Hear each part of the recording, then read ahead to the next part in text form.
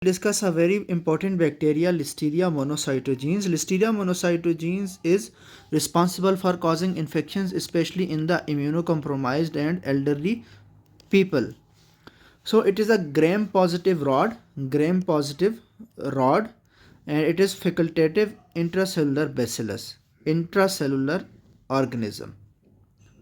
So it causes listeriosis, a serious infection in the pregnant woman, in neonates, and in the elderly, and also in the immunocompromised individuals. So as I have told you that it attacks the immunocompromised individuals. Morphology: it is a non-spore forming gram positive motile rod. It has tumbling motility at room temperature. It is catalase positive and oxidase negative. It is a facultative anaerobe and it is intracellular. It remains inside the cells. It is intracellular. It grows well on the blood agar and produces beta hemolysis, that is similar to Streptococcus agalactia. So it is beta hemolytic in nature. It can grow at 4 degrees centigrade, therefore it can grow at cold temperatures. Pathogenesis: it is an intracellular pathogen that invades and survives in the macrophages, in the hepatocytes and epithelial cells. How it survives? Because it has some virulence factors. These include Listeriolysin O, LLO. It helps it escape phagosomes. Phagosomes are inside the macrophages and it escapes these phagosomes by Listeriolysin, LLO. Also it has internalins, and internalins help it promote cell invasion because it is an intracellular bacteria. Therefore internalins help it to move inside the cells. Then ACTA protein, it adds actin based intracellular movement, and it has intracellular movement, therefore it is able to escape your immune system. It spreads cell to cell, evading humoral immunity. Because it remains inside the cells, therefore humoral immunity attack cannot be made against this Listeria monocytogenes.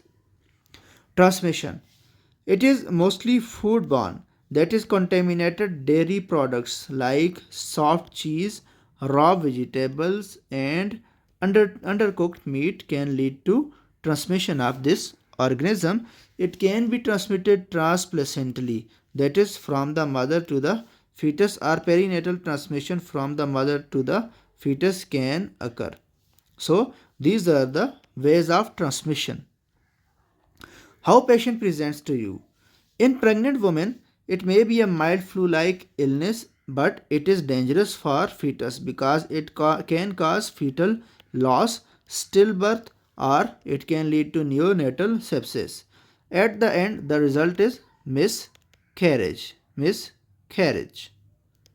So it is dangerous for your fetus. In case of neonates, it can lead to a condition known as granulomatosis infantiseptica, and it is caused due to its transplacental transmission. Then it can also lead to meningitis, but it is rare in children by Listeria monocytogenes. In immunocompromised or elderly, it is one of the most common causes of meningitis. Also, it can lead to encephalitis or sepsis, but you should remember that meningitis in older is caused by Listeria monocytogenes. In healthy adults, it only causes gastroenteritis and mostly it does not require any specific treatment. How will you diagnose this? You can go for microscopy. You will see gram positive rods. Then on blood culture or fluid cultures, for example, in case of meningitis, you have to do LP and CSF, go for CSF culture. So on culture, you will see beta hemolytic colonies, and cold enrichment technique can also be used for isolation, and molecular methods like PCR, these are rarely used but can be used for rapid detection. But the gold standard test is culture of the fluids, either blood or CSF. So this is the best test to detect this Listeria monocytogenes. Treatment. First line treatment for Listeria monocytogenes is ampicillin plus minus gentamicin, because these both are active against Listeria monocytogenes. Instead of ampicillin, you can also use amoxicillin, but ampicillin is the gold standard. Alternative agents that can be used are trimethoprim sulfamethoxazole if patient is penicillin allergic. Otherwise, you have to use ampicillin and gentamicin. Prevention. As it is transmitted through fecal oral routes, so you have to avoid the unpasteurized milk and soft cheeses. Also, cook the meat properly. Proper cooking and food hygiene. And in case of pregnant women, avoid high risk foods. High risk foods are unpasteurized milk and undercooked meat.